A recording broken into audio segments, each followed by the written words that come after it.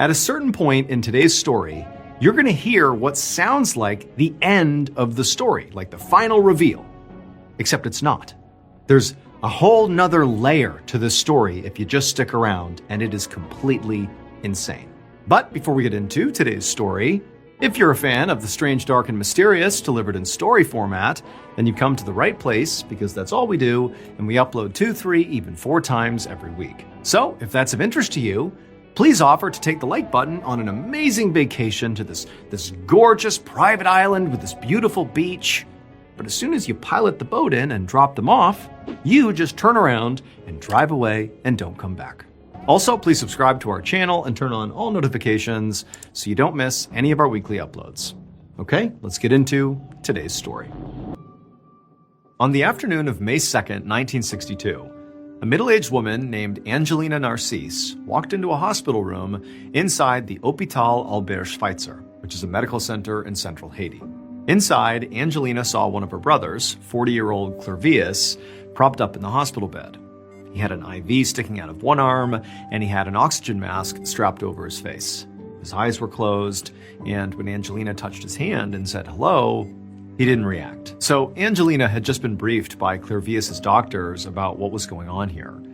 She knew that 2 days earlier, her brother had come to the hospital coughing up blood and also running a dangerously high fever. Doctors had managed to get his fever down, but they determined that his blood pressure was really high and he also had fluid accumulating in his lungs.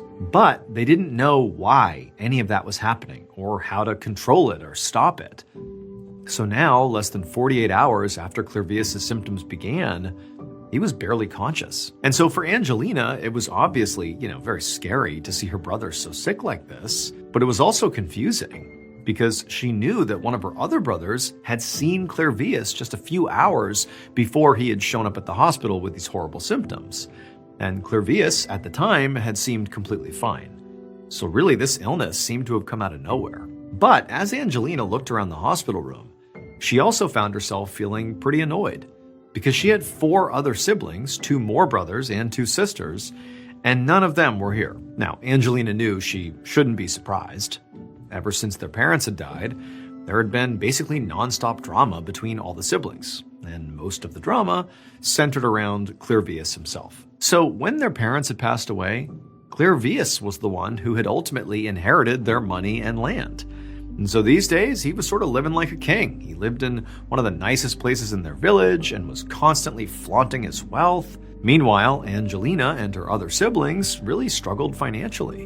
And anytime they asked Clervius for help, he refused, which had caused a huge rift in the family. So, Angelina was now the only one who'd even shown up to visit him in the hospital, despite his condition being so dire. But, nonetheless, she sat down on a plastic chair inside the room, and for a few minutes, she just watched Clervius breathing. And for a while, his breathing seemed normal. It was rhythmic, slow, but normal. But then suddenly, Clervius's breath seemed to almost catch in his chest. And then he began making a sort of wheezing, gurgling sound, but he's like half conscious. So it was like his body was reacting to not being able to breathe. Angelina instinctively just stood up and grabbed her brother's hand and began to squeeze it. And as she did, she saw her brother's eyelids flutter open for a second, but then his eyelids closed.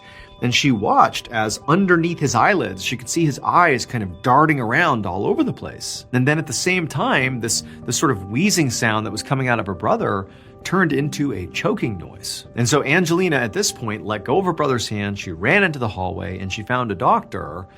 But unfortunately, by the time she explained what was going on and she and this doctor returned to the hospital room, they found Clervius no longer making any noise. He was totally still. And so the doctor rushed over to him and he checked for a pulse, but he couldn't find one. And he turned to Angelina and he said, "I'm sorry, but your brother is dead." The following morning, May 3rd, Angelina arrived at the small cemetery near their village for her brother's funeral. And she was glad to see that at least this time her 4 remaining siblings had decided to show up. But at the same time, Angelina, she was in shock. She couldn't believe what had happened. The doctors had told her that ultimately Clervius had died from something called malignant hypertension, which is basically blood pressure that's so high it causes organ damage. And also it causes pulmonary edema, which is fluid in the lungs that can ultimately make it impossible to breathe, which very likely was what that sound was her brother was making before he died, that choking sound. But the doctors told Angelina that despite knowing sort of what actually happened to Clervius, they didn't know why it happened. It was totally unclear how he got these symptoms in the first place. And unfortunately for Angelina and their family, it seemed pretty unlikely that they would ever figure it out. It would just be this mystery. Now, as Angelina walked up to Clervius's gravesite, she looked down and she saw her brother lying dead inside of his open casket. She reached out and touched his hand one last time, and it was so cold that Angelina pulled it away right away, and then she began to cry. The ceremony was kind of a blur for Angelina. I mean, the whole thing just felt surreal. But eventually it wrapped up, and Angelina and her other siblings were walking up to the casket to say their final goodbyes to their brother. And then after they did, they stepped back and they watched as cemetery employees closed Clervius's casket and lowered it into the ground. However, after Angelina and her family had all returned to their homes and were, beginning to grieve the loss of their brother, something else began to happen at that cemetery. BetterHelp is the paid partner of today's video. Sometimes I think about being a kid, riding in the back seat at night, street lights flashing across the window, no responsibilities, no real fear of the future. Well, if I could say something to that little kid version of me, I'd probably say, you're gonna be okay, but don't rush it. Don't wish this away. Because when things get hard, it's easy to start looking backwards. Nostalgia is basically a highlight reel. And then you look at your present and it doesn't stand a chance. Here's the thing though, the life you are living right now, you're going to feel nostalgic for this someday. And so if you spend it longing for something that's already gone, you'll miss it twice. If reaching for the past is getting in the way of living now, therapy may help you figure out what you're actually looking for. And it might also help you to start finding more of that in the present. BetterHelp makes starting therapy easier. Take the quiz and get matched with a credentialed therapist quickly, and switch anytime at no extra cost if it's not the right fit. Click the link in the description or go to betterhelp.com/MrBallen and get 10% off your first month of therapy. That same night, a little after midnight, two men sort of conspicuously entered the small cemetery carrying shovels. As they walked, they kind of kept looking around to make sure nobody was watching them, and they went up to Clervius's very fresh grave. And with their shovels, they dug and dug until finally they revealed his casket, and they pulled his casket out of the ground. They pried the nails off the top, they flipped it open, and there was Clervius's body. And they pulled his body out, and they laid it on the ground next to the hole in the ground. Then, as fast as they could, they closed the casket back up, now with Clervius's body again outside of it on the ground nearby, and they reburied the casket. They put all the dirt back, all the grass back, made it look like nobody had touched it. And then after that was done, they walked over to Clervius's body and they tied his wrists and ankles together with rope. Then they wrapped Clervius's body in a large black cloth, and then together they hoisted his body up and placed him on their respective shoulders, and together they carried him out of the cemetery and off into the wilderness on the outskirts of the village. And then when the sun began to rise, they stopped and found a good spot to hide along with Clervius's body in the trees. And then when the sun went back down again, the two men were up and on the move again with the body. These men did this for days until finally they reached a massive fenced-in plot of land in northern Haiti. When they got there, it was just starting to get light outside. And so with the light, they could see dozens and dozens of these people moving through this vast field in front of them. And all these people were moving in a sort of jerky, unnatural way. And all of them were holding machetes. But these two men who had lugged Clervius's body here were not afraid. They unlocked the fence and carried Clervius's body right up a pathway through the middle of this field, past all these people. But as they passed by these machete-wielding people, they didn't even seem to notice the men or the body. It was like this was totally normal. Eventually, the men reached the middle of this field where there was this building, and the men went inside. And the interior of this building was basically one large room with a table in the center and a a bunch of shelves that lined the walls. And the shelves were all stacked with glass containers that had things in them like dried plants and some taxidermied smaller animals, and also what appeared to be some human bones. And standing in the middle of this room was these two men's boss. He was a very old man, and he had this very expectant look on his face. Without saying a word, the two men placed Clervius's body on the table in the center of this room, and they unwrapped the black cloth around him. Their boss looked very carefully at Clervius's face, and then he smiled, and he handed each of the men a stack of money. 18 years later, in February of 1980, Clervius's sister, Angelina, walked through an outdoor market in her small village in central Haiti. Now, by this point, it had been almost 2 decades since Clervius had died, and Angelina didn't really think about him that much anymore.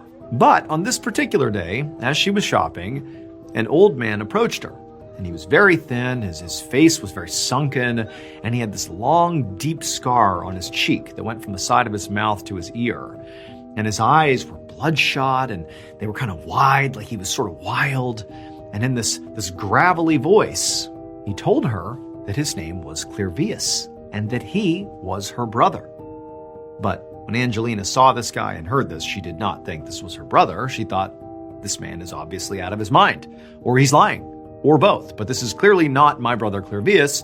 He's dead. And on top of that, like in addition to all the discrepancies that she's immediately clocking, this man did not remotely look like her brother did. He looked completely different. In particular, there was this big scar on his face that she certainly didn't remember on Clervius's face. So Angelina told this man that, no, you are not my brother and you need to leave me alone. But the man, when he heard this, he sort of freaked out, and he grabbed Angelina's shoulders and started violently shaking her, insisting that no, he really was Clervius. Angelina screamed, and the next thing she knew, she was surrounded by a crowd of very confused but worried onlookers, and then a police officer walked over and grabbed the man and dragged him away. Later that same day, a police officer sat in an interview room at the police station across from this older man who kept insisting he was Clervius. And the story that this man told the officer about how he could be a man who had died 18 years earlier really was absolutely insane. Because this man claimed that 18 years earlier, when he died, he remembered that moment because he heard the doctor literally pronounce him dead, and he heard his siblings start to cry. And then he remembered the cold when the hospital staff moved him to the refrigerated morgue. And then he remembered the sound of them nailing his coffin shut, and he remembered what it felt like when one of those nails punctured through and cut his cheek. That's how he got that big scar on his face. It was a nail in his coffin going through his face. Basically, he wasn't dead. He was totally mentally conscious of everything happening to him. He just physically couldn't move or react in any way, and he didn't know why. But everybody thought he was dead, and he wasn't. And then he said later that same night, as he's literally in a coffin underground, basically waiting to suffocate to death, he became aware of 2 men suddenly unearthing him and removing him from his coffin, and then they tied him up, wrapped him in cloth, and then carried him into the wilderness for days.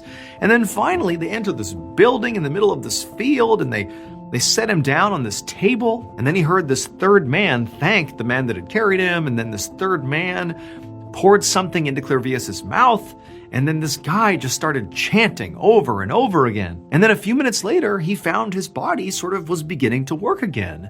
He could open his eyes, he could sort of move his limbs, but things just felt different. Like suddenly his vision was very strange and hazy, and his body movements were jerky and uncoordinated. It almost felt like his mind was moving slower than it really was supposed to, like it was just dumbed down or something. And it was at that point that Clervius said he realized what was actually going on here. Clervius said this old man that had poured whatever in his mouth and was now chanting, he was a Bokor, which is a voodoo priest in Haiti. And Clervius said the Bokor had used a potion to turn Clervius into a zombie. Clervius told the police officer that he'd been absolutely terrified and he wanted to fight back, but his body felt like jello and he could barely form a coherent thought, so there was no way he could actually do anything. He said the Bokor, shortly after this, untied him, made him stand up, and then marched him outside of this building. And he said everything looked so blurry outside. but he could tell, despite his vision, that he was in the middle of a huge sugarcane field. And he saw at least a dozen other people moving in the same sort of awkward, jerky way that he knew he was, harvesting the sugarcane with machetes. The Bokor at this point handed Clervius a machete and told him to get out there and join them and get to work. Now, something deep in Clervius's mind told him to use the machete to attack the Bokor so he could escape, but he said he didn't. Instead, he just walked out into the field and did start working. And he kept working day in and day out in this bizarre zombie-like state for 2 full years. Then one day, another one of these zombies finally did attack and kill the Bokor. And suddenly all the zombies were free. But the man saying he was Clervius did not go straight home. He couldn't, because he knew this Bokor had not randomly targeted him. He had been hired, the Bokor had been hired to turn Clervius into a zombie. And in the mind of this man who claimed to be Clervius, there was only one person who would have hired this Bokor to do that. And that person was still alive back home in his village.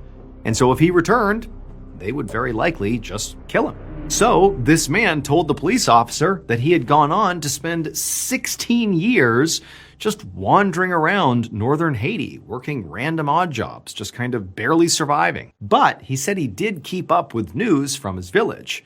And when he saw that the person who he believed had ultimately hired the Bokor to do this to him, when he saw that person had died, he said he felt safe enough to finally go back home. Now, after hearing the story, the police officer did not immediately think, boy, this is legitimate, this must have happened. Instead, he thought this sounded completely insane. But just in case, he went to Clervius's siblings and he asked them to give him a list of questions that only the real Clervius could answer, like super specific information from their childhood and things like that. And when the officer came back with this list and began asking this man the questions, the man claiming to be Clervius answered all of them correctly. This really was Clervius. The news of Clervius's return from the dead quickly spread all across the globe. But for the most part, when people outside of Haiti read or heard about it, they assumed the story was just folklore or some kind of hoax. But in 1982, so 20 years after Clervius supposedly died, and 2 years after he supposedly came back to life, a Harvard University researcher named Wade Davis actually traveled to Haiti to investigate the story. And what he found was that Clervius was definitely telling the truth. Here's what many scientists and Clervius's family believe really happened to him on the morning of April 30th, 1962, when he first got really sick. So that morning, he did wake up feeling perfectly fine. He was completely healthy, just like his sister Angelina had thought. But according to Clervius himself, that same afternoon, one of his brothers came over and said he just wanted to put the whole family drama, about the inheritance behind them, and then he gave Clervius a hug. But what Clervius did not know at the time was that during this hug, his brother intentionally rubbed a fine powder onto his skin. Now, this powder did make Clervius incredibly sick, but it was not designed to kill him.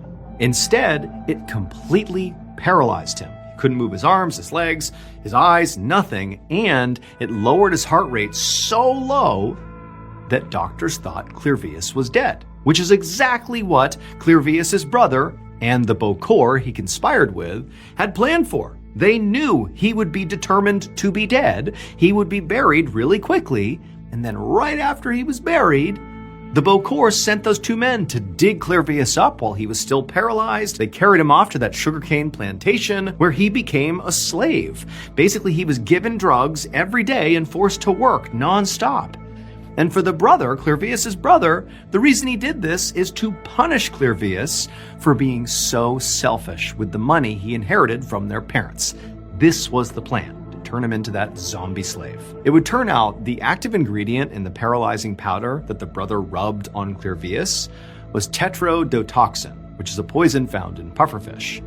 And then the active ingredient in the liquid that the Bokor gave Clervius when he arrived and then continued to give him on a near daily basis to keep him in line was called the zombie's cucumber, which is a hallucinogenic plant that's native to Haiti. After returning to his village and telling his story to the world, Clearvius actually would go on to live a relatively normal life. He would live with his siblings until he died in 1994 at the age of 72.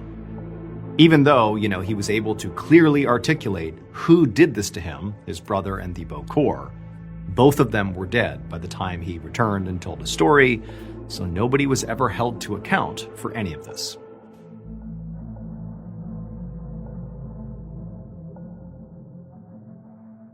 Around noon on October 21st, 1988, a man named Valentino sat at a cafe table sipping a coffee on a sidewalk in Buenos Aires, Argentina. So this particular neighborhood was called Caballito, and it was right in the heart of Buenos Aires. It was very densely populated, and there were lots of tall apartment buildings and shops and cafes with tons of pedestrians and tons of traffic. And so as a result, it often felt very loud and chaotic, and today was no different. But Valentino, despite the craziness all around him, he still wanted to try to find a moment of peace as he had his coffee. And so he sort of sat back in his chair and he just looked up at the sky above all the urban noise, and he took this deep, calming breath. And as he did this, he saw a few birds fly by, and he just kind of smiled to himself, watching them fly on. But then he saw something else. Out of the corner of his eye, just across the street, he saw a flash of something brown plummeting towards the ground in front of a tall apartment building. And so Valentino turned his attention to look and see what this thing was. But what he saw didn't make any sense. There was this one old woman on the other side of the street who had stopped on the sidewalk, and she was staring down at what appeared to be like a pile of clothes at her feet. And the brown thing, the thing that caught Valentino's attention, which he couldn't make out what it was just a few feet away from this pile in front of this woman. But then, this old woman across the street, she just began screaming. And that's when Valentino realized that what he thought was like a pile of clothes at her feet was actually like a person, like a heap of a person on the ground.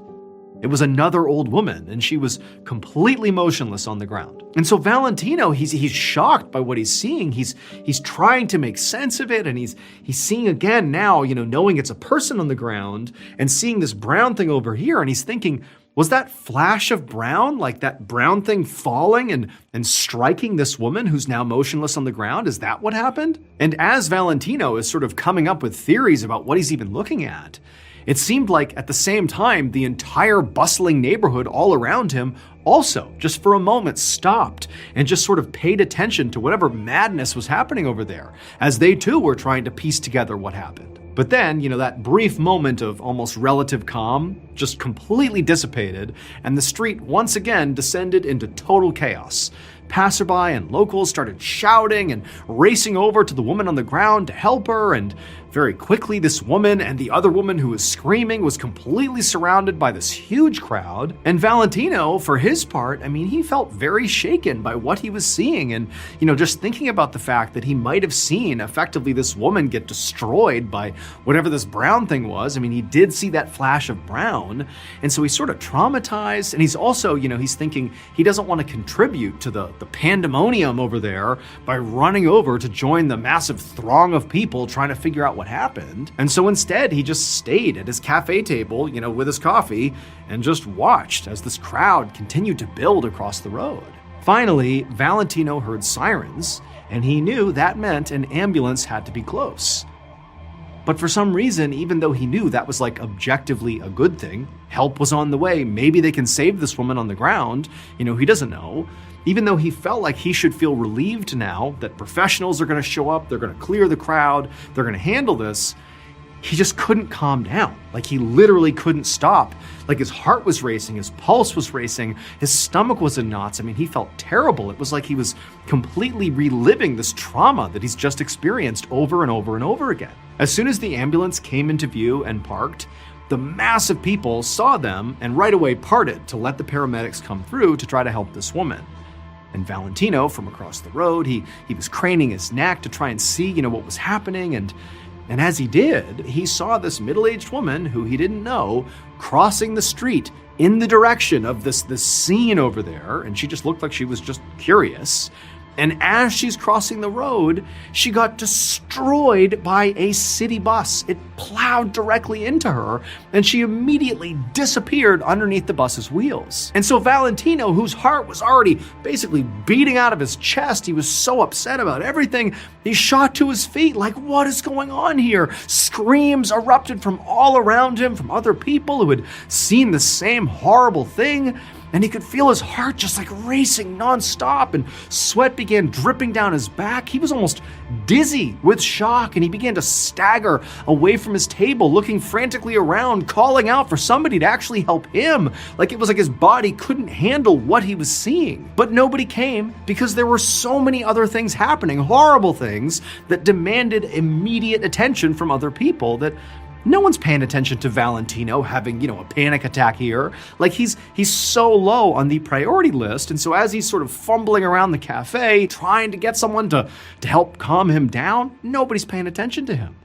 And so eventually Valentino kind of spiraled and then fell to the ground, and he found himself once more, on his back on the ground, staring up at the sky, watching birds fly across. What actually happened on that street in 1988 in Buenos Aires was so improbable that it made newspapers all across the world. So the first woman who was hit by the object that fell from the sky, the flash of brown, she died from the impact.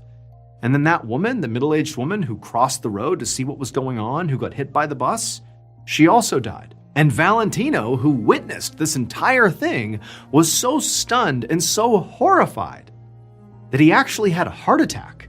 And then he died on his way to the hospital. And so basically, these three fatalities that all occurred within minutes of each other were all connected, but were basically freak accidents that all had to happen in succession to even occur.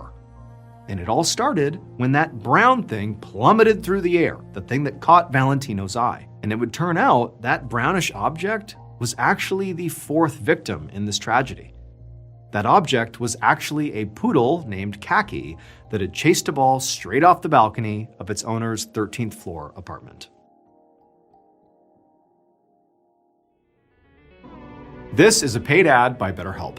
It's normal to long for a time when, connection felt easy and being close to people didn't take so much effort.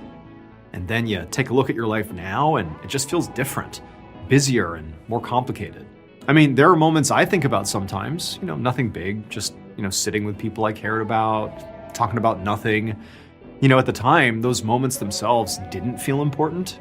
But now, looking back, I think I'd tell that version of myself to cherish those moments as they were occurring because they don't last forever.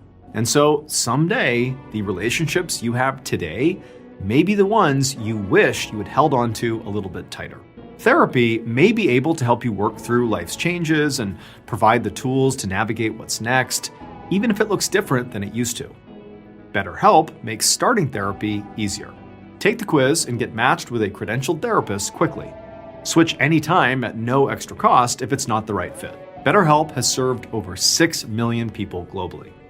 Click the link in the description or go to betterhelp.com/MrBallen and get 10% off your first month of therapy.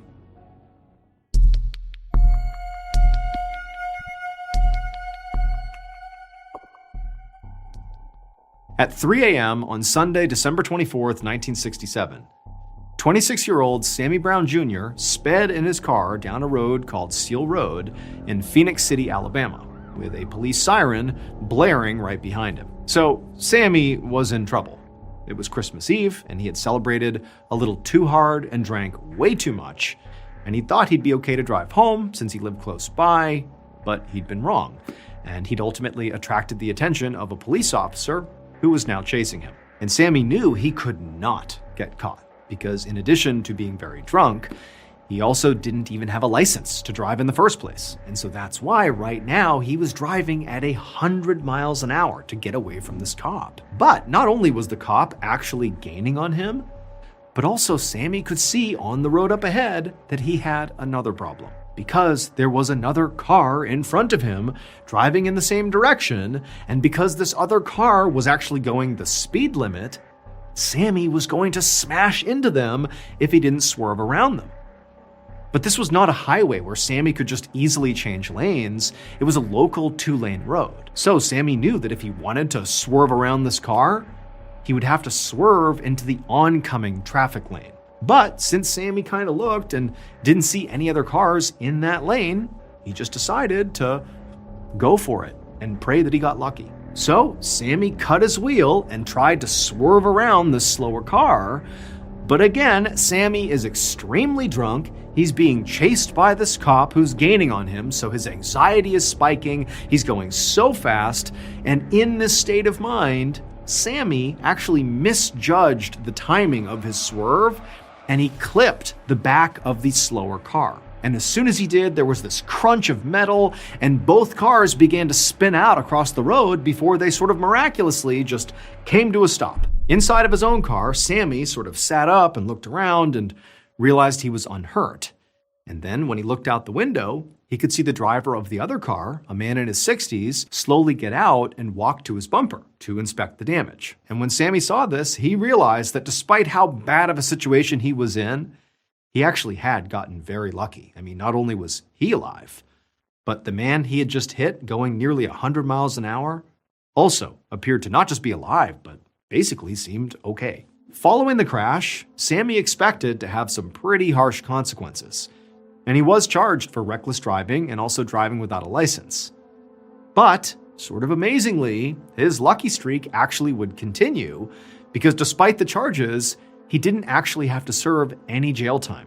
He just had to pay a couple of fines, which meant Sammy really did not learn his lesson. And so, over a year later, on April 13th, 1969, Sammy once again spent all of his Saturday night drinking, and then at about 1:30 a.m. on Sunday morning, he got into that same car, which he still did not have a license to drive, and then he once again sped down Seal Road, the same road he got arrested on last December.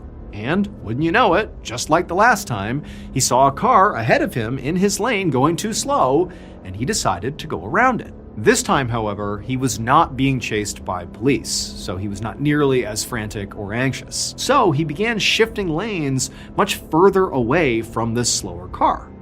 And when he moved into the opposing traffic lane, because of the distance he had given himself, he didn't clip the car in front of him. And for a split second, he felt an intense rush of satisfaction, because this was just more proof to Sammy that he was just an incredibly lucky guy. However, before Sammy could drive his car back into the correct lane, he went around a curve in the road and was immediately blinded by a searing bright light. Then there was a deafening bang, and Sammy's car jerked to the side, and all he saw was a violent swirl of motion as his car again spun around and then finally came to a stop. For a few moments, Sammy just sat there, feeling completely stunned. I mean, again, he's gotten into a high-speed wreck, and he's sort of taking stock of, did he even survive? But after a few moments, he realized he definitely had lived. His neck ached quite a bit from being shaken so hard, but other than that, he kind of looked around and he realized, once again, he was basically unhurt, so he had just gotten really lucky again. And so eventually, he climbed out of his car, and even though he was sort of dizzy from the crash, from the alcohol, when he took stock of what was in front of him, he could immediately see what had just happened. In his effort to avoid hitting the car that was driving in the same lane as him, he had swerved into oncoming traffic and hit a different car, another car, head on, that was driving in the opposite direction. This was like a worst-case scenario. And both his car and the one he had hit were completely destroyed, with the fronts completely smashed in. It was truly a miracle Sammy had walked out of that car. And so Sammy, he staggered over to look at the other car and see if the other driver and, potential passengers were okay. When he staggered over there, when he looked inside of the wreckage, he could not believe what he saw. Because what he saw inside was yet another miraculous stroke of luck. Only this time, it was not the good kind. Sammy had somehow managed to do something that really should have been impossible. He had almost perfectly recreated the accident that he had had a year earlier.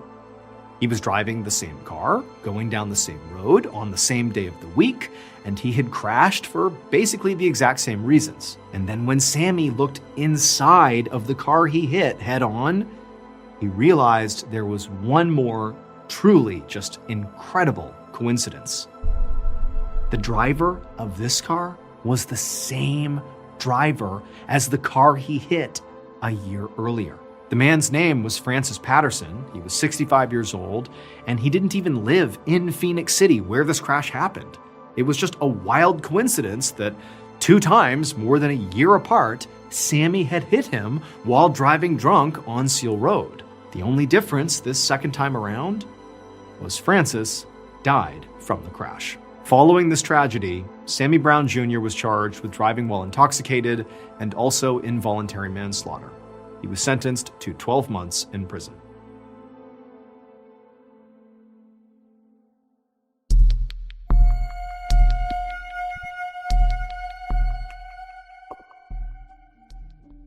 On a Sunday night in early 1805, a 13-year-old boy named Émile Deschamps sat at a table full of adults in a house in Orléans, France. Now, Émile was supposed to be having dinner with all the other boys at his boarding school across the city, but his aunt had picked him up as a surprise for a home-cooked meal.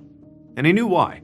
His aunt was worried about him. So Émile's parents had sent him to this boarding school in Orléans a few years ago, but he hated the city, and basically right after he got there, his mother had died. And so Émile had really had a difficult time adjusting, and he felt lonely and isolated, and his aunt was definitely aware of that. And so tonight, Émile was very grateful that his aunt, because, she kind of felt bad for him, had brought him here to include him in this dinner, like he appreciated that.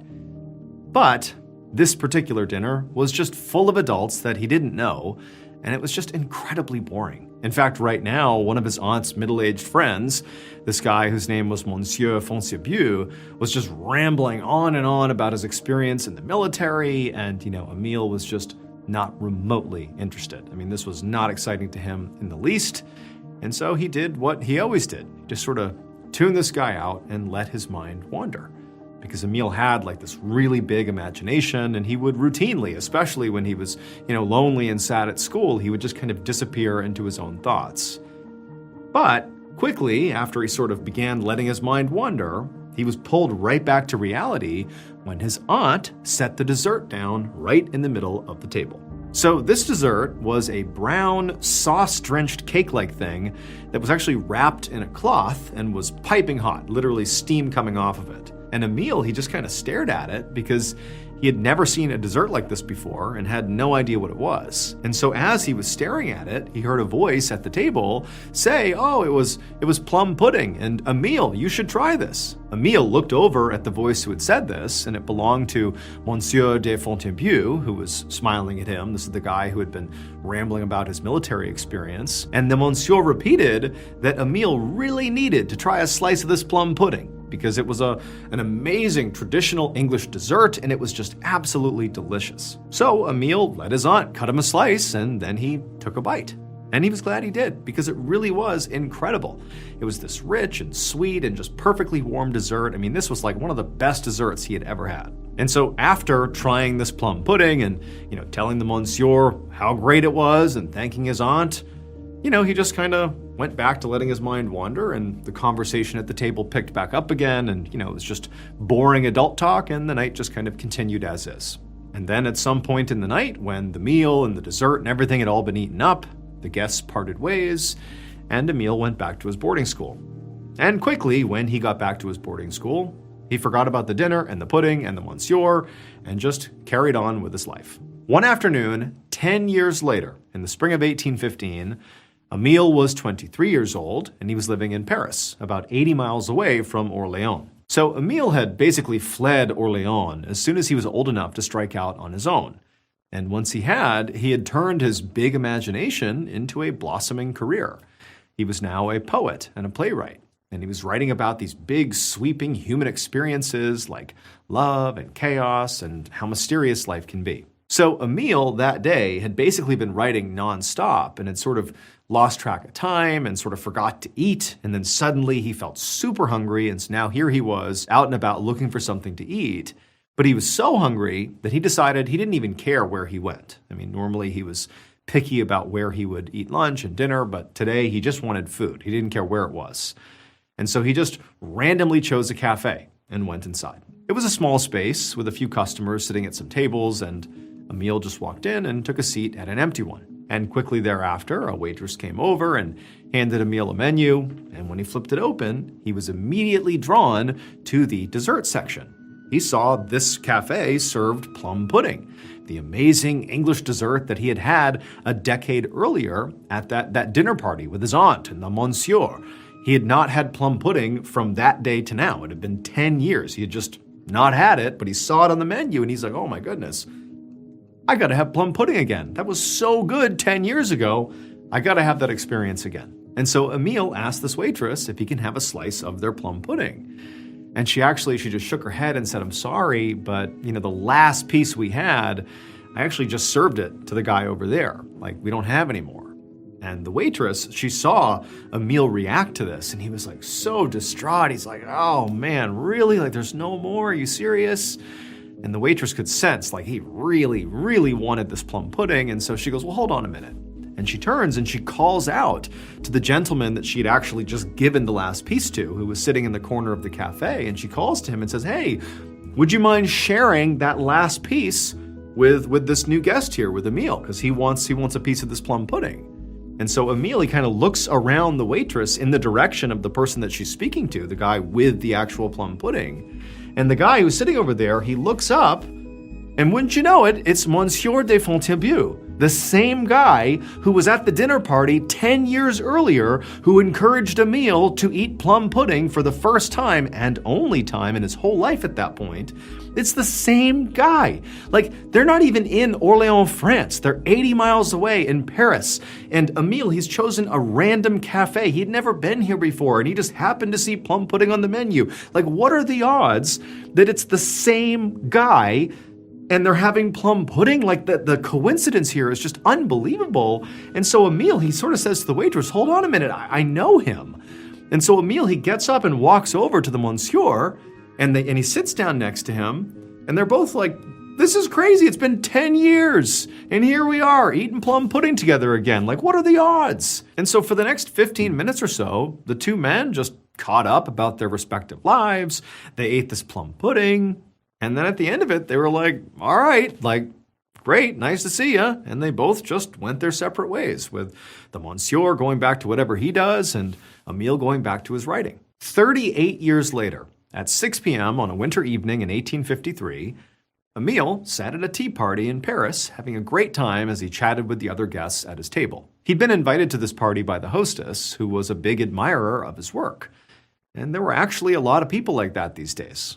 Emile was now in his 60s, and he was very well known. He'd published tons of plays and poems and translations, and he was close friends with many of the literary giants of France and Europe. Like, he had made it as a creative. And so as Emile is sitting at this table, basically being lauded for, all of his achievements and what an incredible writer he was, as he's just sitting there basking in the glory, one of the hostess's staff came in with a platter of dessert. And Emile, he looked over and he saw what the dessert was, and right away he knew he had to have some. It was plum pudding. And so as the staff person came over with the plum pudding to give to Emile, he sort of laughed and told, the staff person and the people at his table the story of how, over the course of his life, he'd only had plum pudding 2 times, when he was 13 and when he was 23. And in both of those situations, when he had had plum pudding, this guy, Monsieur de Fontainebleau, had been present. This man that he didn't know and had only interacted with when he was eating plum pudding. And it was kind of like this crazy coincidence. He described seeing him 10 years later in Paris. He couldn't believe it. That was 38 years ago, but still, it's like this wild coincidence, the biggest one of his whole life. And so he sort of jokingly told the people at the table and the staff, like, hey, here I am about to eat for the 3rd time plum pudding. We better be on the lookout for the monsieur. He's bound to show up. And everyone kind of laughed. They're like, yeah, that's crazy. And so Emile, he gets his plate of plum pudding, he gets his fork, and he scoops a bite, and he's about to eat it when the butler walks into the room and announces that there is going to be one more guest joining them at this tea party. And who walks in, this additional guest?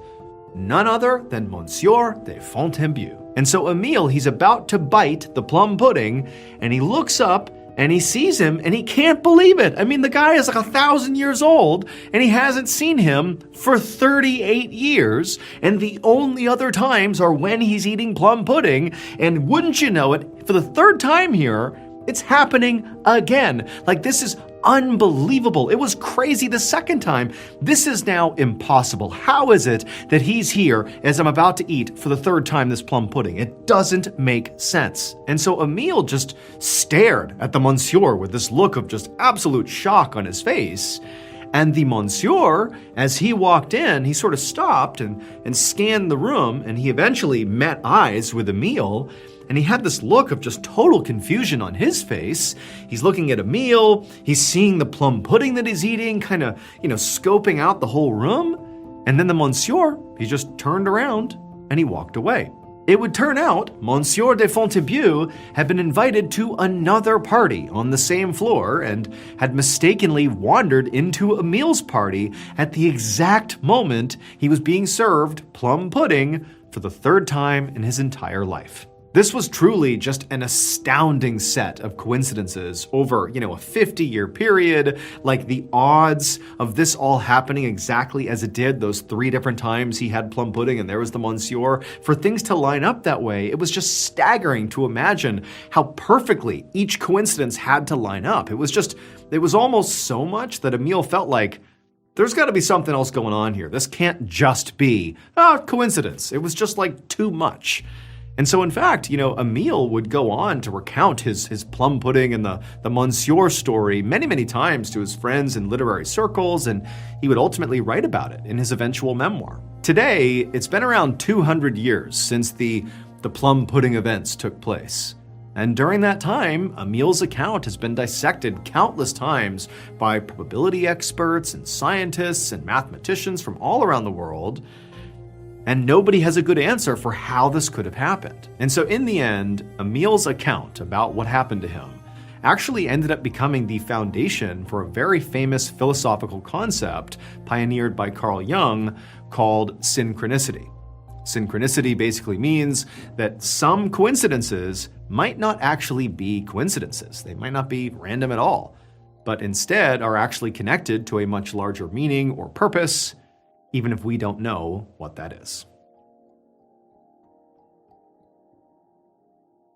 Morning in March of 1995, a man named Luther Charles sat on the porch of his parents' house in St. Louis, Missouri, while holding a newspaper. Both of Luther's parents were at work, but Luther was not, because he didn't have a job. In fact, he hadn't had a single job in the last 5 years. So Luther desperately wanted to be an actor professionally. And he'd spent the last 5 years, not working, but auditioning constantly and getting rejected over and over and over again. Now he was totally broke and living with his parents, but he had not lost the dream of wanting to be an actor. Now, Luther knew that a lot of people, at least outside of the acting world, thought that trying to be an actor was sort of a pipe dream. Only chosen few get to do that professionally at a high level. And that he, Luther, should be more realistic and just get a normal job, especially after 5 years of attempts that didn't work out. But he just couldn't bring himself to do that, because for him it was going to be acting or nothing. So on this particular morning, he was doing what he did almost every single day, which was flipping through the classified section of the newspaper, looking for any open calls for auditions. And as he scanned the page he was on, he saw one that caught his eye. It was for a musical that was being produced several hundred miles away in Ohio, but they had an open call for auditions that night. Now, at first, Luther was kind of confused about why producers from Ohio would place a call for auditions in a newspaper in Missouri, but then he saw that it was because these producers were trying to find a very specific kind of actor for what sounded like a very unique character. And Luther realized he could be what they were looking for. This could finally be his chance to get his big break.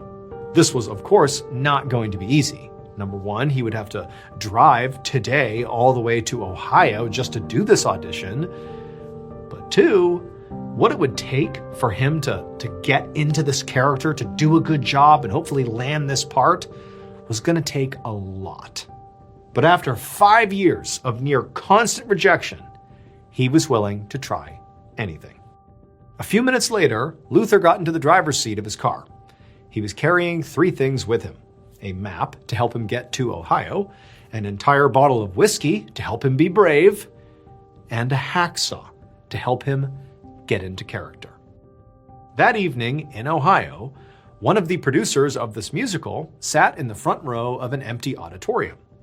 She'd spent the last several hours listening to hopeful actors read monologues and sing songs, and she knew there were still more people waiting to audition. So she called for the next person in line to come inside.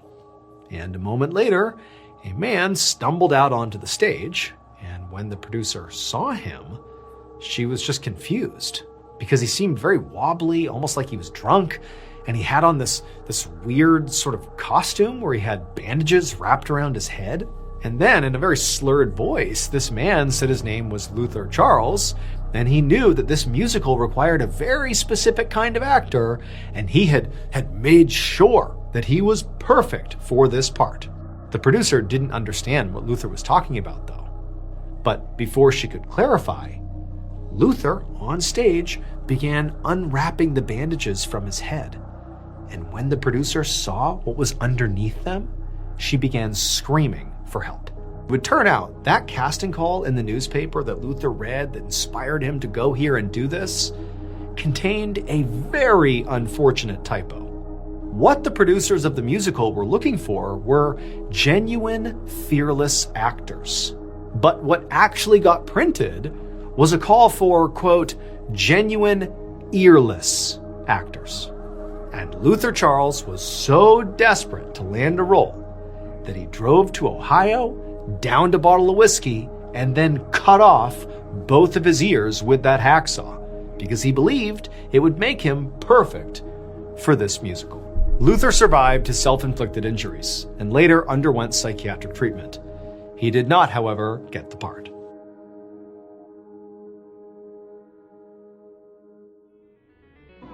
BetterHelp is the paid partner of today's video.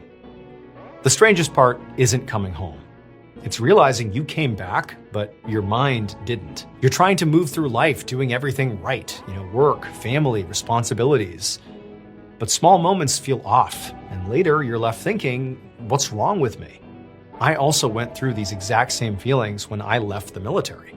My mind was very conflicted because the world sort of expected me to be normal, but it was like my nervous system still expected danger all the time. Trauma doesn't stay back there.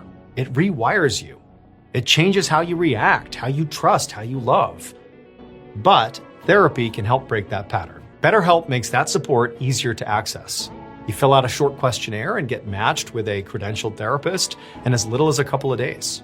If it's not the right fit, you can switch anytime. Join the 6 million plus people who have gotten help from BetterHelp, the platform you can trust. Click the link in the description or go to betterhelp.com/MrBallen and get 10% off your first month of therapy.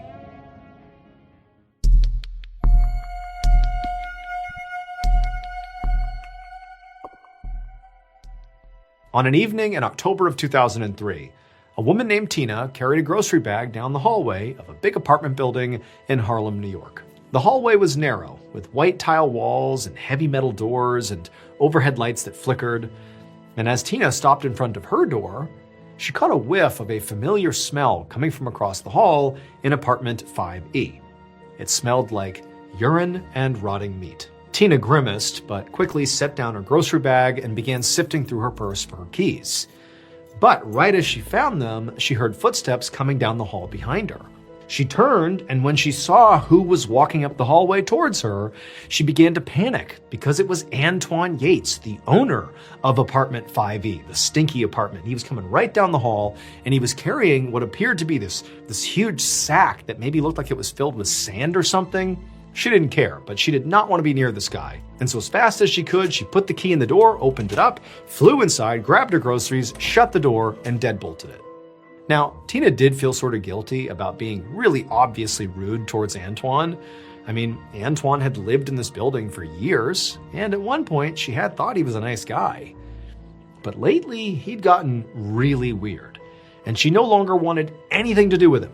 First of all, there was that horrific smell coming from his apartment basically at all hours. And then there was the fact that Antoine basically stopped leaving the apartment altogether. Like he was basically in his apartment 24/7. As far as Tina could tell, he maybe left once a day, tops, for maybe like an hour a day. But other than that, he was like a constant presence across the hall.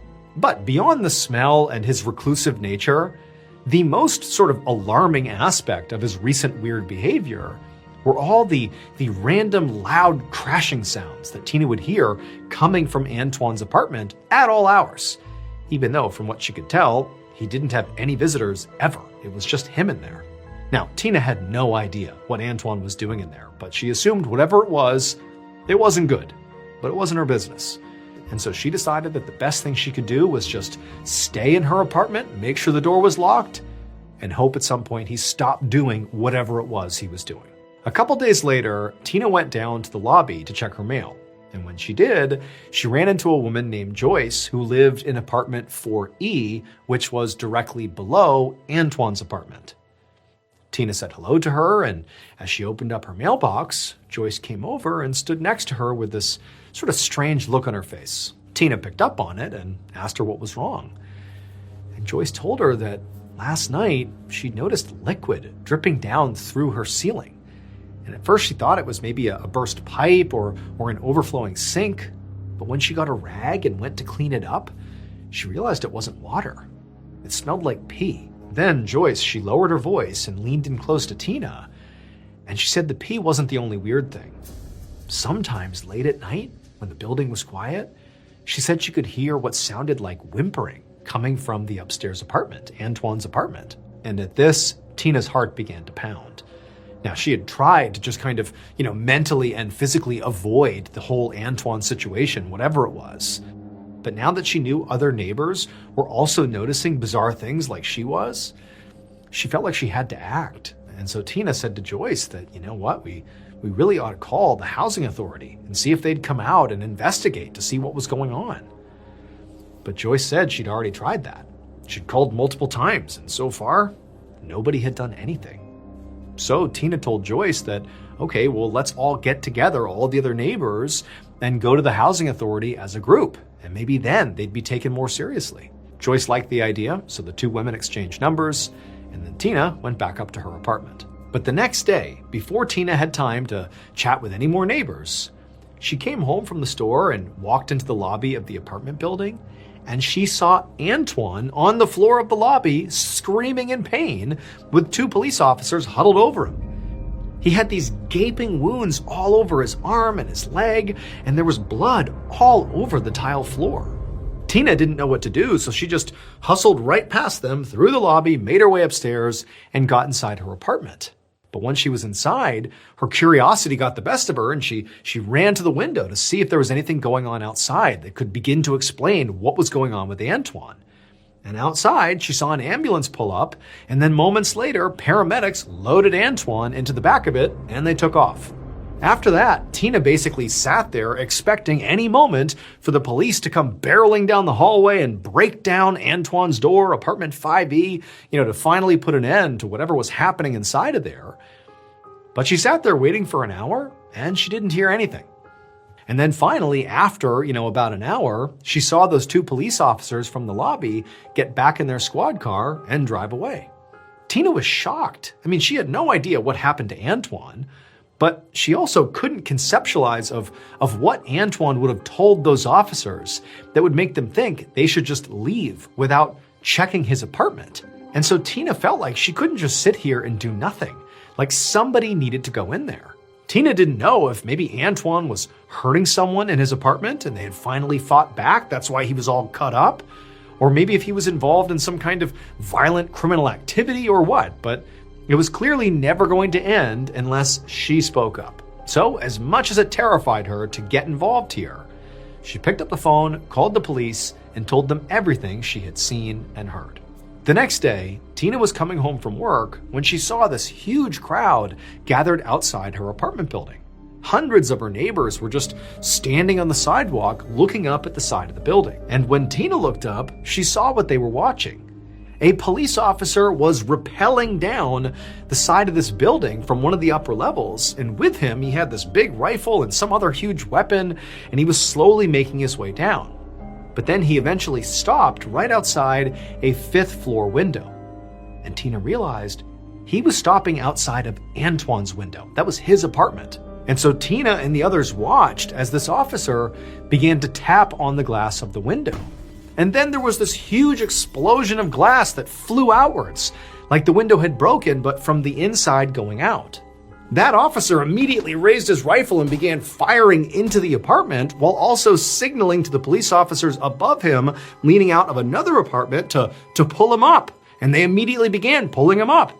And then a few minutes later, a half dozen more police officers came running out the front door of the apartment building, and they were carrying this massive tarp between them, with something obviously very heavy and large inside of it. Now, none of this made any sense to Tina, until the officers passed by her and she caught a glimpse of what was in the tarp. It would turn out Tina and Joyce were right to be suspicious of Antoine. But it wasn't because he was a violent criminal who was secretly hurting people in his apartment. No, his secret was actually much weirder. Antoine had a very strange pet. Specifically, he had a 400-pound tiger named Ming, who had been living in Antoine's apartment for years. It slept in one of his bedrooms with a giant sand pit. It peed basically everywhere, and it lived off raw meat. Antoine's horrible wounds that day were caused by Ming biting him when Antoine tried to stop the tiger from pouncing on one of his other pets, a stray kitten that he had taken in. As for Antoine and Ming, they both survived this encounter. Antoine was ultimately arrested for reckless endangerment, and Ming, who was just tranquilized during that exchange with the police officer, was carried out of the apartment and taken to a sanctuary in Ohio. Also, that stray kitten survived the attack as well.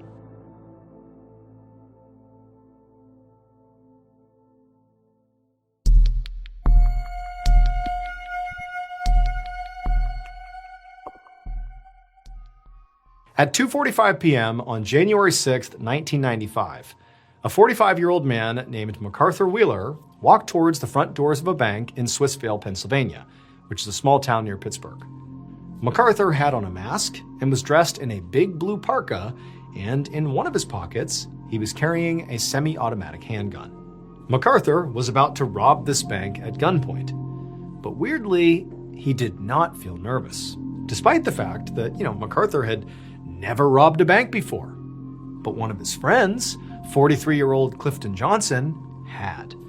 And Clifton was already inside the bank, waiting in line and pretending to be a customer, even though he was actually MacArthur's co-conspirator. MacArthur and Clifton had spent days planning out this robbery together, down to every last detail. And even though MacArthur had been kind of scared at first, Clifton had talked him through every possible scenario and made sure that they had a plan for everything that could go wrong. So now, MacArthur was 100% confident that they were going to get away with this, which again is why he was not nervous. So, this day, MacArthur walked up to the bank's doors and went inside. He had to squint through his mask because it obscured his view a little bit, but he saw Clifton standing in line, which immediately gave him another burst of confidence to actually see Clifton. He was here. So far, things were going exactly as planned. And so MacArthur quickly pushed his way through the line, and he locked eyes with the bank teller. And as he did, he pulled out his gun, he aimed it at them, and he told them to hand over all the money. MacArthur heard the sound of other people in the bank, other patrons and other staff beginning to gasp because they're seeing what's happening here. And so MacArthur quickly turned around with his gun still in his hand, and he told everybody that he didn't want to hurt anyone. Everybody just needed to stay calm, and as soon as he got the money, he'd be gone. Then MacArthur turned back to the teller, who by this point had gathered up all the cash in the register and was literally just holding it out, like, here, take it. And MacArthur, he grabbed the cash, put it in one of his pockets, he put his gun back inside of his pocket, then he looked over at Clifton, and the two men nodded, and then they turned and ran out of the bank. About 3 months later, in the early morning hours of April 20th, 1995, MacArthur was sleeping inside his apartment just outside of Pittsburgh. After the robbery, he and Clifton had escaped with a little over $5,000, and they'd gone their separate ways in order to lay low. So they weren't really in contact, but to MacArthur, it seemed like everything had worked out perfectly, because here he was, still a free man with all this cash. And the cops hadn't even shown up once to question him. But on this particular night, a pounding on MacArthur's door woke him up. And he bolted upright in bed, and he heard somebody yell at him to open up, because it was the police. Now at this point, MacArthur was definitely nervous. However, he sort of calmed himself down and told himself that right now his best option was just to play it cool. Because even if the cops suspected him in that robbery, there was simply no way they could possibly prove he'd actually done it. He'd been wearing a mask and a huge parka that totally obscured his identity. So MacArthur, he got out of bed and he walked over to the door, he opened it up, and sure enough, there's all these police officers standing in the doorway. And MacArthur pretended to act confused and asked them, what's going on here? And that was when one of the officers told MacArthur he was under arrest for armed robbery, and then showed him a printed photo from one of the bank's security cameras, and clear as day, there he was. So this photo clearly showed MacArthur's face. Every detail was perfectly visible. It was him, for sure. He didn't even look like he was wearing a mask. But MacArthur couldn't wrap his mind around how this was possible. He looked from the picture up to the cops and just said, "But I wore the juice." It would turn out the mask MacArthur was wearing during this robbery was not a ski mask or a Halloween mask or really a mask in any traditional sense of the word. What MacArthur and his co-conspirator Clifton had both done, and what they truly thought would disguise their identities completely, was rub lemon juice on their faces. They believed that lemon juice would essentially act as a mask and make them literally invisible to security cameras. Unfortunately though, lemon juice does not make you invisible. And so once the police accessed the bank security footage, they saw clear as day MacArthur and Clifton committing this crime, and they arrested them both. Clifton was sentenced to 5 years in prison for armed bank robbery, and MacArthur was sentenced to 22.5 years. But this was not the end of the story, because Clifton and MacArthur's ridiculous crime made headlines. And before long, a professor of social psychology at Cornell University read about it, and it made him realize something. The fact that MacArthur literally believed lemon juice would make him invisible, and he acted on that knowledge, or that supposed knowledge, to commit this crime, and then was shocked when it didn't work, that suggests a level of stupidity that is just exceptionally high. So high that this professor began to wonder if maybe MacArthur is so stupid, he actually doesn't understand how stupid he really was. And so this led the professor to research this idea, and he ultimately established a new psychological concept that we now call the Dunning-Kruger effect, which essentially says that the more incompetent a person is at something, the less likely they are to recognize their own incompetence. Basically, the dumber you are, the more confident you become.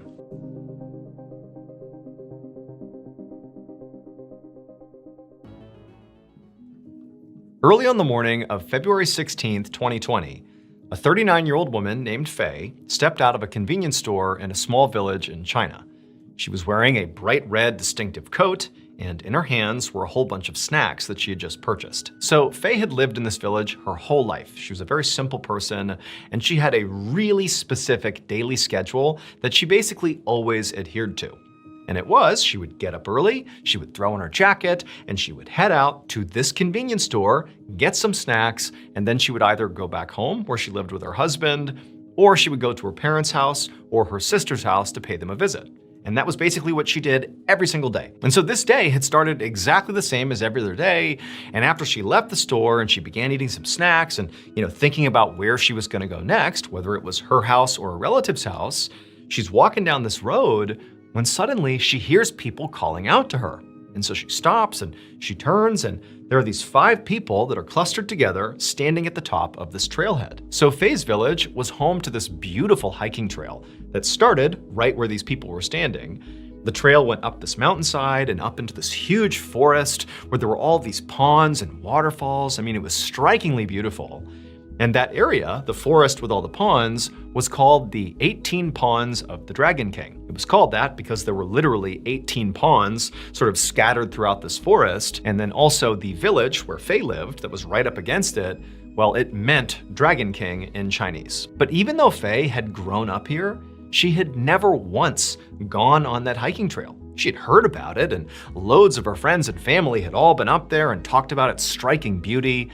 But Faye, she had always stayed away. But there was actually a pretty good reason for that. So Faye, when she was younger, she had this tumor. And in order to get rid of it, she had to take all this medication that was pretty physically harmful and left her with some pretty serious long-term effects.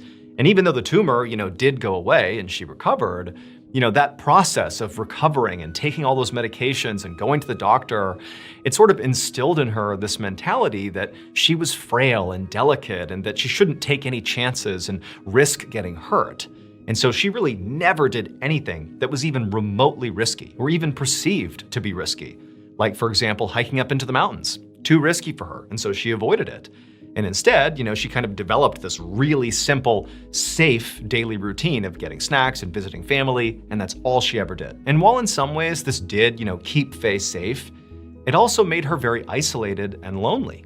She didn't really have any friends or do anything. She was just kind of stuck in her ways. And so Faye is on this road, and these villagers, these 5 villagers over at the trailhead, have just deliberately called to her by name. They're saying, "Hey, Faye, over here." And Faye's turned and she's looking at them, and they're clearly getting ready to go hike up into the 18 Ponds of the Dragon King. And they tell her, "Hey, come with us, come hiking with us, come check it out." And for Faye, this was so unusual. This was not even remotely how her life went, that there was something in her that for a second just felt really excited. I mean, she did sort of rely on her schedule and her discipline of doing the same thing every day. It kept her safe. But this sudden invitation from these people, these villagers, it just felt like, why not? Why not do something different for once? And she's also thinking, how dangerous can it be? I'm with other people. They seem really competent. Maybe this is a good idea. Maybe I'll just go with them. What the heck? See what happens. And so Faye found herself just sort of drifting over to these very friendly 5 people and saying, "You know what? What the heck? Yeah, I'll come with you. I've never been up there. I'm sure it's great. Let's go." And so sure enough, Faye and her newfound 5 friends from the village, they begin hiking up this trail. And over the next couple of hours, Faye is seeing a beautiful landscape that she was so close to her whole life that now she's seeing for the first time. And it's like revelatory. She can't believe that she's lived this close to this majesty for so long and she's never seen it. This was a life-changing experience for her. And so her mood is just so good. And these 5 people are so wonderful, and they're all chattering and talking about their lives. And, Faye's opening up about hers and her health scares and all these different things. And eventually they make their way into this forest, which is really dense, but they eventually reach one of these ponds, one of the 18 ponds, and it's got this huge clearing and all the sunlight's pouring in, and there's a waterfall leading into the pond. It's truly stunningly beautiful. And Faye's friends, they all take a seat right on the shore of the pond, and they break out some snacks. And Faye, she sits down, she's got those snacks she bought from the convenience store. And they basically have a picnic right on the shore. And for Faye, it was like this was the most amazing day, potentially, of her whole life. She had broken out of her comfort zone. She had met these wonderful people who were so inclusive.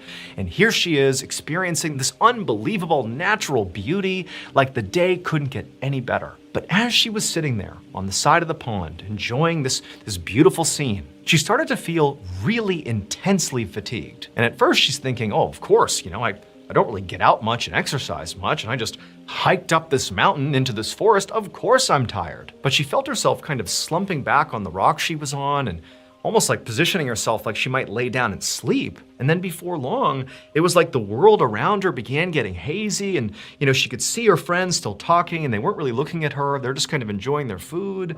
And then it was like Faye just could not keep her eyes open, and she put her head down, closed her eyes, and she fell asleep.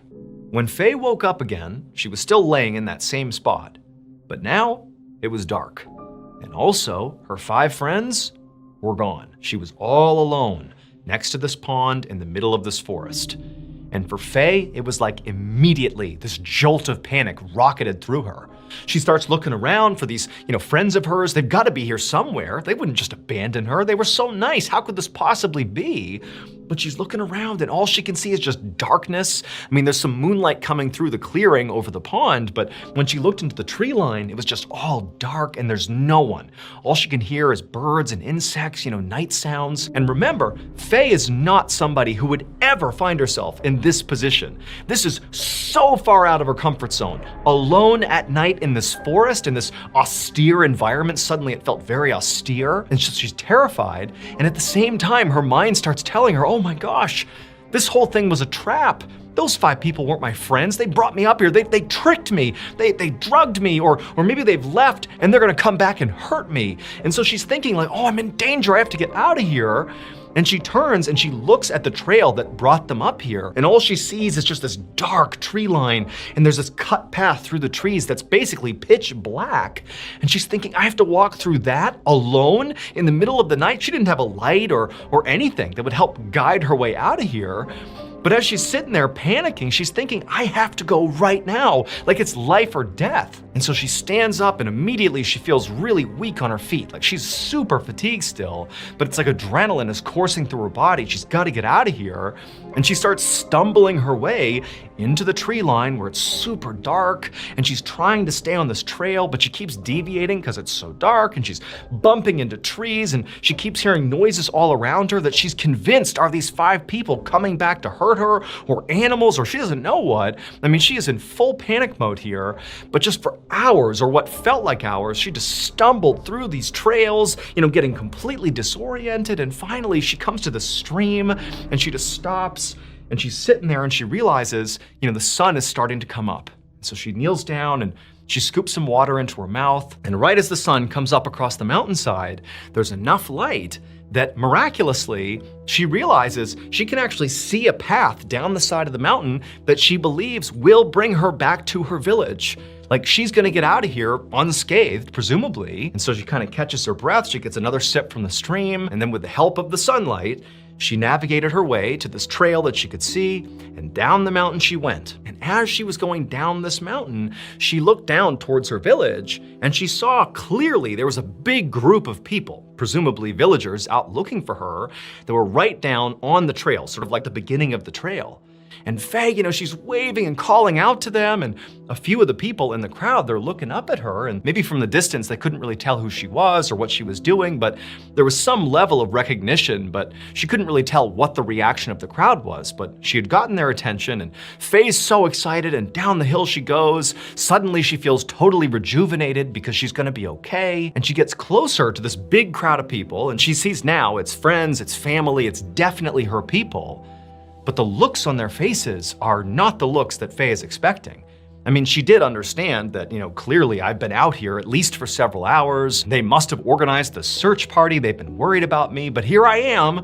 Like, they gotta be relieved now, right? Like, they found me. But no, the looks on all these people's faces were of shock, were of horror, not really sure what to make of Faye coming down the mountainside toward them. And then, when Faye got close enough to the group that she could actually make out individual faces, Faye saw her sister in the crowd. And she waved to her sister and said, hey, I'm okay, it's okay, everything's fine, like, come on, everything's fine. And Faye's sister kind of broke ranks very hesitantly, and then she finally jogs up to Faye and the two embrace, and it's this really emotional moment. And Faye's sister says to Faye, where have you been? And Faye kind of steps back from her and says, well, yesterday or a few hours ago, I don't know, I kind of lost track of time, but I think it was yesterday. I saw these 5 people and, we kind of made our way into the mountains. I don't know, I shouldn't have done it, but I fell asleep and, here I am. I'm so sorry if I scared you, but I'm okay. But Faye's sister, it's like she was hearing what Faye was saying, but couldn't process it. And eventually her sister kind of stepped back and looked at Faye and just said, that can't be true. You've been gone for 17 days. Faye didn't really have time to appreciate what she had just been told, nor did the group really have time to appreciate that Faye apparently has shown back up again. Because pretty much immediately, Faye was rushed to the hospital where doctors discovered she had lost 60 pounds. She was horribly malnourished and dehydrated. I mean, they didn't understand how she was still alive. And while Faye is being treated, she began to hear like what had happened over the past 17 days she had been gone. You know, they had security footage that showed when Faye went into the woods because she had on that bright red distinctive coat. They caught her walking into the forest. There she goes. So they knew she was up in the 7.5-mile stretch, which is this, 18 Ponds of the Dragon King. It's a distinctive 7.5-mile plot. They knew she had to be up there.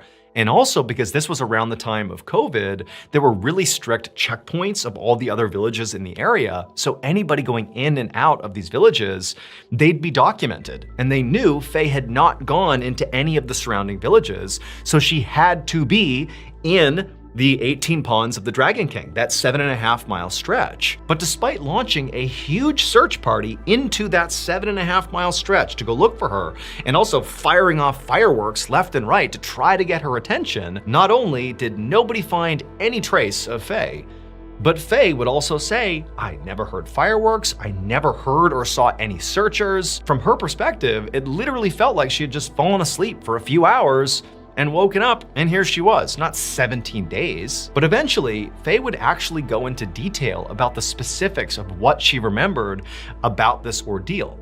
Namely, she would talk about those 5 people, her new friends, who sort of encouraged her to go up into the 18 Ponds of the Dragon King. And she remembered their names, what they looked like, she remembered discussions she had with them, and she painted them as wonderful people, but it's like she just woke up and they were gone. And so she thought, maybe they had tricked her and, maybe they drugged her and that's why she can't remember this stuff, or she didn't know what, but she couldn't reconcile the fact that they seemed like such nice people, but must have had something to do with what's happened here. But after Faye said that, her family, they kind of looked at each other like, Faye, those can't be the 5 people you were with. And Faye's like, why?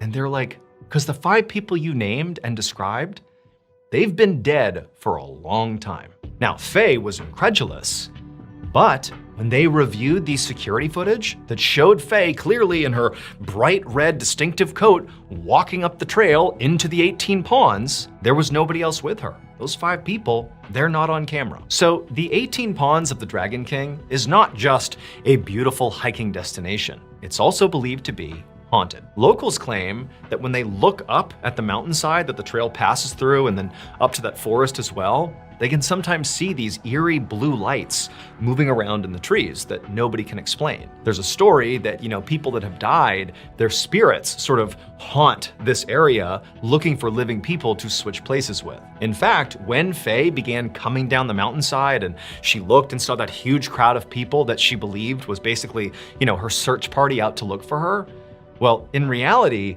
that wasn't the case. One of the locals had looked up and seen what he thought was another one of those lights, not a blue light, but a red light. It was Faye's red jacket. He had seen this red thing bouncing around off in the distance, and he thought it was, one of these strange lights, a ghost, let's say. And so he had told people in the village, and everybody was really excited, and they ran out to go see what it was, and it sort of was a ghost. It was Faye, who'd been gone for 17 days coming down the mountain, and nobody could believe it. They were so shocked. And so to this day, nobody knows what actually happened to Faye. All we know is we have her on camera disappearing into this trail, into this forest, in the mountainside, and then turning back up 17 days later. Keep in mind, before this, the longest anybody had survived out there after getting lost was 12 days, and it was this young man who was really fit, who barely survived. Faye was in horrible shape, and she was out there for 17 days, but somehow she showed up alive. Faye still lives in the village today, and her story, at least from her perspective, has never changed.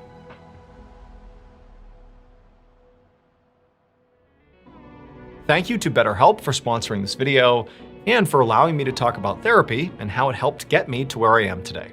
When I got out of the military in 2017, that was arguably one of the hardest times in my entire life.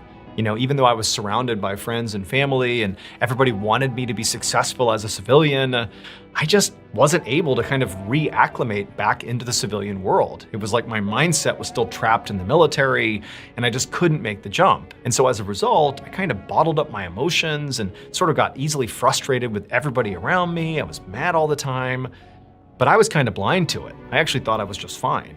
It was not until my friends and family intervened and told me, like, you really need to get some serious help here. Like, you're kind of falling apart. You need some help. And I took their advice and I did go see a therapist, and honestly, that changed my life. In early 2018, when I actually saw a therapist, the thing that really did make the change in me was the therapist was able to kind of give me perspective on my life and kind of show me really kind of where I stand and what was going for me and what I needed to work on. And it really helped guide me towards making better decisions. And today, I still rely on therapy because, I'm in this world of content creation where there's so much pressure on you to, keep your views up and look the part and be happy and successful and all these different things. But I'm a human. I have a lot of stuff going on behind the scenes that I need to work out as well. And luckily, my therapist kind of keeps me grounded and keeps giving me the perspective that I need to keep me grounded. And so if you're struggling right now, either because you are, or because maybe your circle of friends and family have kind of clued you in that maybe you could use some help, consider giving therapy a try. And a great starting point for therapy is BetterHelp. If this sounds helpful, you can go to betterhelp.com/MrBallen to get 10% off your first month of therapy.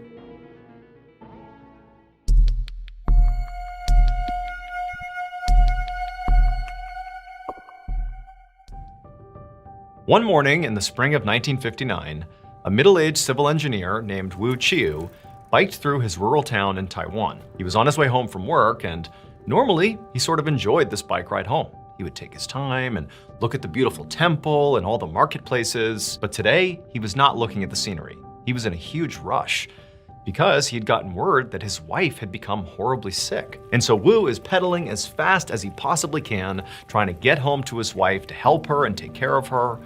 But as he got to his neighborhood, he started to realize that he was really gassed. Like, literally pedaling to his house was just unbelievably exhausting. Now, he was sort of sprinting, but at the same time, Wu was a pretty athletic guy. And so this type of a ride was something that he should have been able to handle. But it just sort of seemed like there was a weight attached to him, like he was pulling an extra 100 pounds or something. But regardless, Wu pushed through the pain, knowing he had to get to his wife at all costs, and he turned the corner onto his street, and as he was making his final approach to his house, he saw one of his neighbors.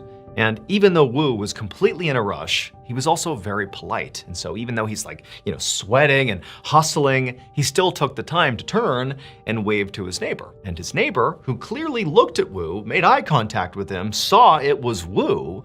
Instead of waving back, they kind of scowled at Wu, like they were disgusted by him. They didn't wave back and they turned and just went the other way. And Wu's like, what was that about? What did I do? But again, Wu has to get home. So he sort of wrote that off and he's like, okay, keep on pedaling. He gets even closer to his house. And then it just so happens another neighbor comes outside. And again, Wu's politeness comes through and he's like sweating profusely. He's like, hey, how are you? And this neighbor as well looks at Wu with this look of total disdain on their face. Like there's something wrong with Wu. And Wu's like, what did I do? What's going on here? And so that neighbor does not wave back. They go back inside their house. But again, Wu really can't focus on this weirdness with his neighbors. He needs to get home to his wife. And so again, with his heavy legs, he finally gets to his house, parks his bike, and runs inside to see his wife. Wu would find his wife in their bedroom, in bed, and she was looking very pale and sick. Her name was Lin Wang Yao. She was 37 years old, and generally speaking, she was a pretty frail person who was sort of prone to minor illnesses all the time. And so, Wu was sort of accustomed to her not doing so well. But as soon as he saw his wife, he could tell that whatever was going on with her was serious. This was not one of her typical bouts of, minor illnesses. Something was wrong here. And so Wu immediately began to tend to his wife. He made her some soup and some tea, but, Lin barely could sip either of them. And Lin also, she had this fever that just kept getting worse and worse. And, Wu was hoping she would break the fever at some point, but, all night as Wu was up tending to her, her fever just kept getting worse. And so Wu, he really didn't know what to do. And this is 1959, they're in a rural village in Taiwan. And so it was difficult to get to a hospital. And so Wu really wanted to find a way to treat his wife at home. And he was just praying that, over the next 24 hours or so, she would show signs of getting better. But over the next couple of days, Lin did not get better. Her fever never broke. She basically stopped eating and drinking. And it was like she was drifting in and out of consciousness. And then finally, after 3 days of this, Wu knew, if I don't get my wife to a hospital, no matter how hard it is to do that, Like, she might not make it. The primary hurdle for Wu to get Lin to the hospital was actually just transportation. He didn't have a car, but he did know that one of his neighbors on his street had a donkey cart, and so he could maybe load his wife into that, and they could get her to the hospital in the cart. And so Wu, he went outside and he found the neighbor who happened to be outside, actually with their donkey cart, and he flagged them down, and he asked them if they'd be willing to transport Lin to the hospital in their cart. But just like a few days earlier, when Wu had been biking on his street and his neighbors had been totally weird to him and sort of looked at him with these obvious looks of disgust, this neighbor, who knew Wu really well, looked at Wu and basically gave him one of those looks, like, you gross person, and he turned around like he wasn't even gonna talk to Wu.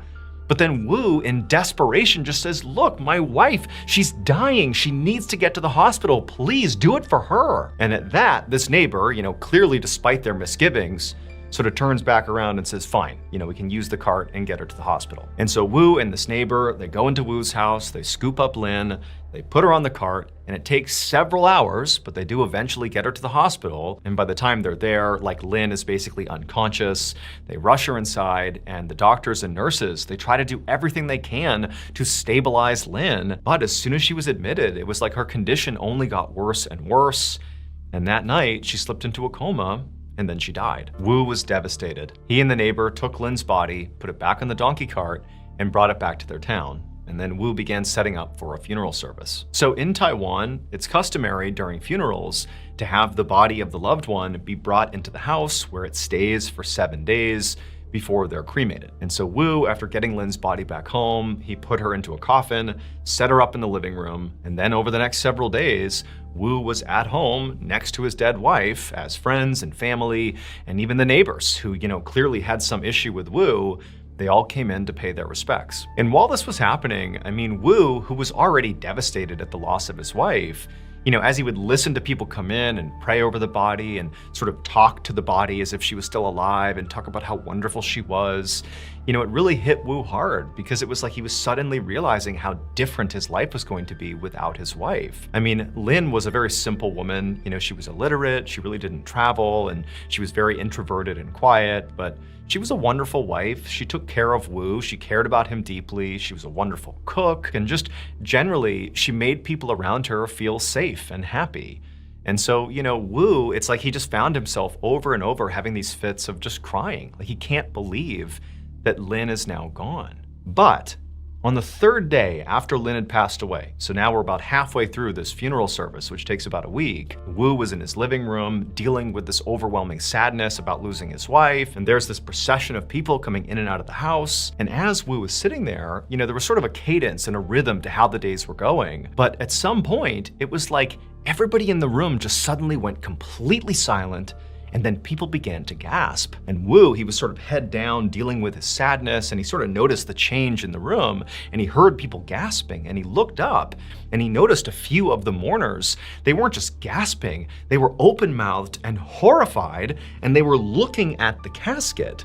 And so Wu went from the mourners and he looks over at the casket, and there in this open casket is Lin, except now she's sitting upright, looking around the room, clearly alive. Now, at first, Wu's reaction was, oh my goodness, my wife must have just slipped into a really deep coma, so deep that the doctors could not distinguish it from death. And so this is a mistake. Like, she was never dead. She's just, waken up from her coma. But at the same time, as Wu's having this immediate reaction to seeing his wife sitting up in her coffin, he's thinking, but over these 3 days that I've not left her side, I've been with her body the whole time. She's not moved, she's not made a sound, she's certainly not had anything to eat or drink.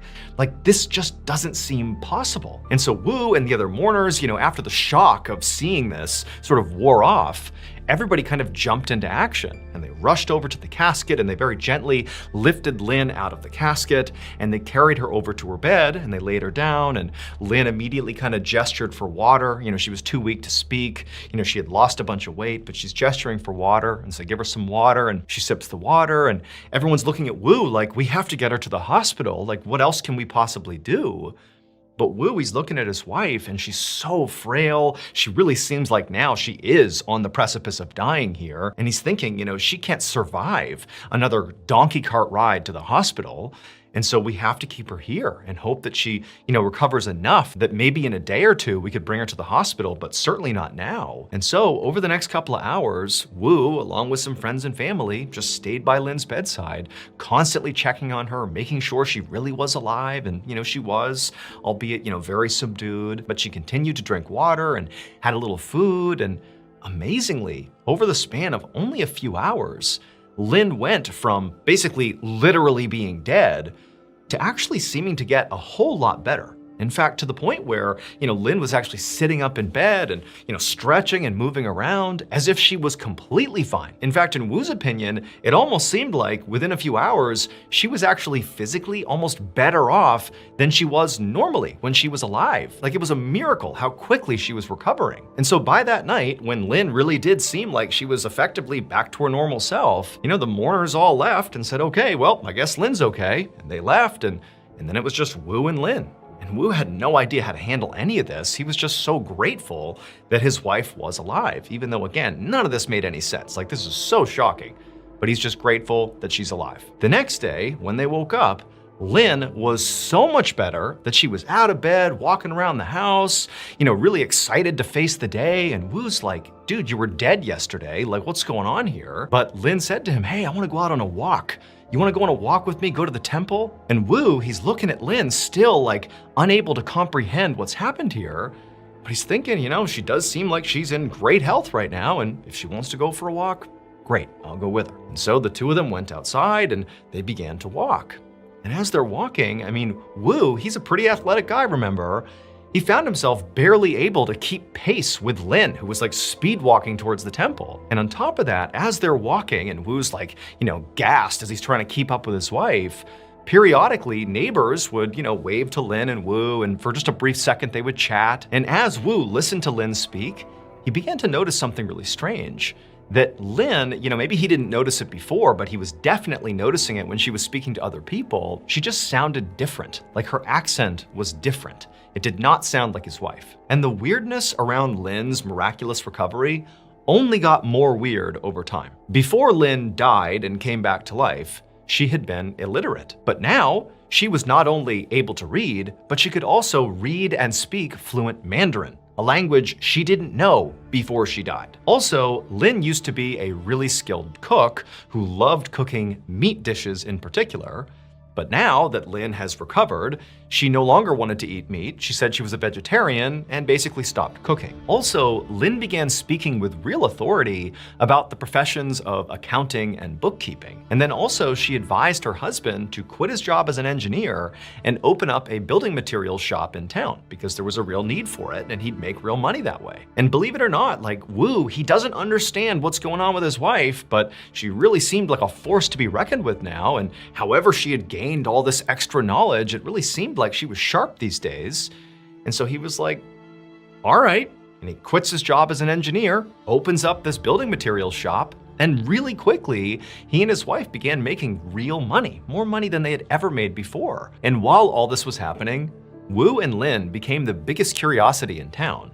The story of how Lin had miraculously come back to life with all these bizarre personality changes, not only was that spreading all around town, but it eventually spread all across the country. It was like everybody was talking about Lin. In fact, this story spread so far that it eventually reached the Taiwanese government. And when they heard about it, they were so intrigued, they decided they would investigate. And so on March 17th, 1962, the Taiwanese government sent for Lin.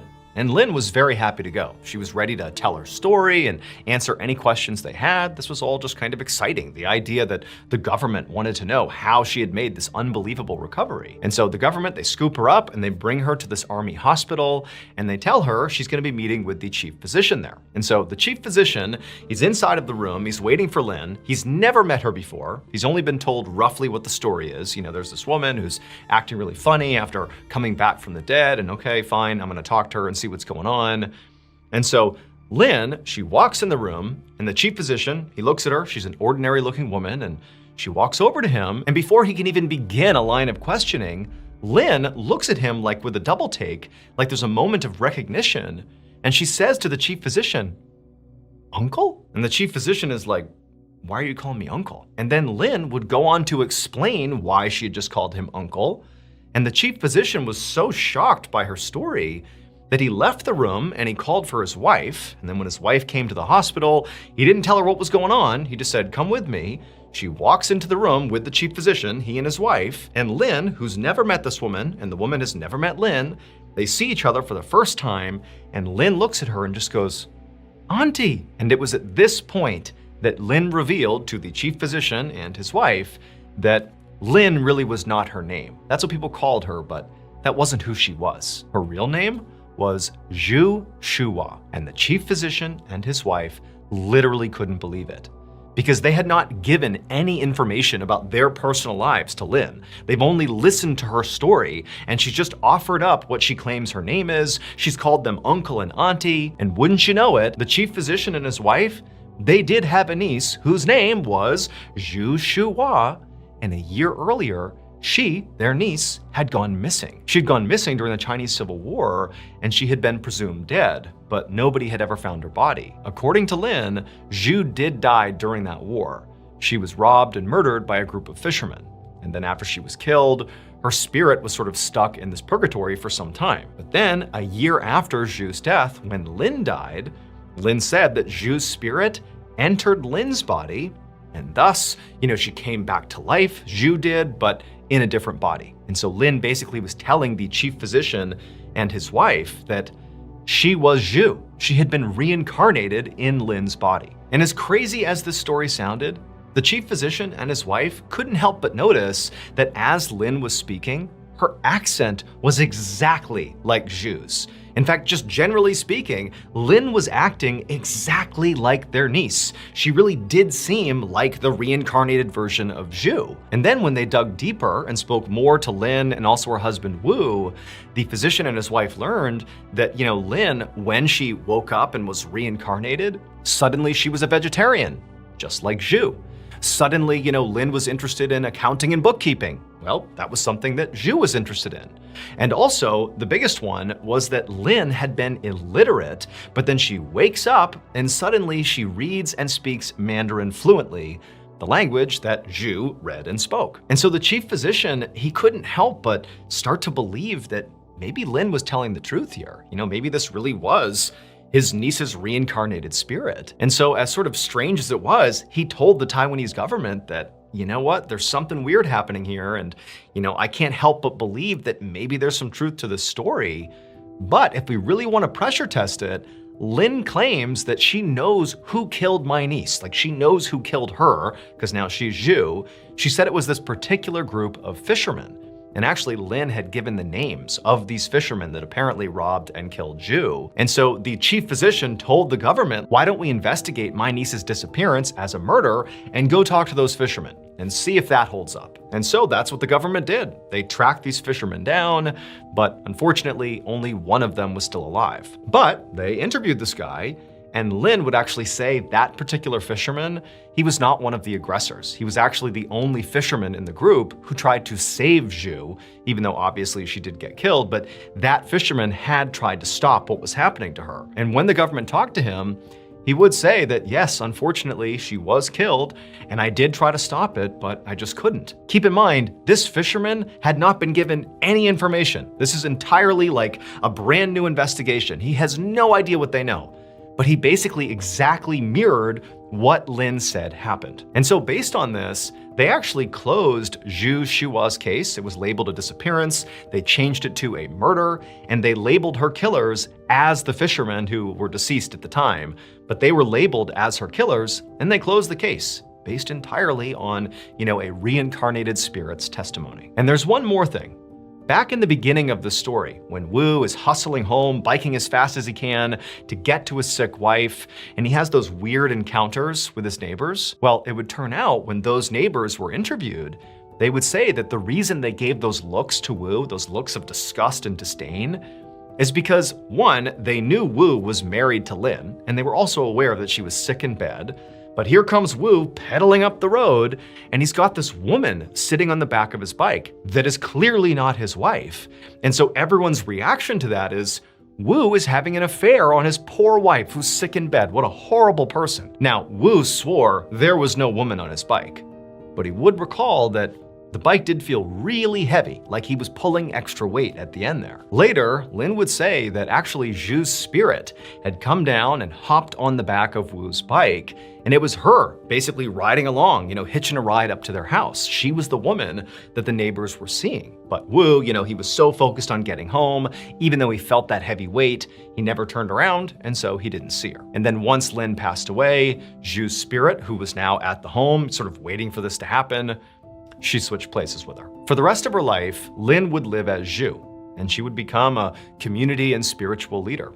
And she would pass away in 2018 at the age of 97, and at her funeral, there would be banners hung that actually said both names, Lin and Zhu. And so if reincarnation is real, this story might just be one of the most credible cases ever recorded.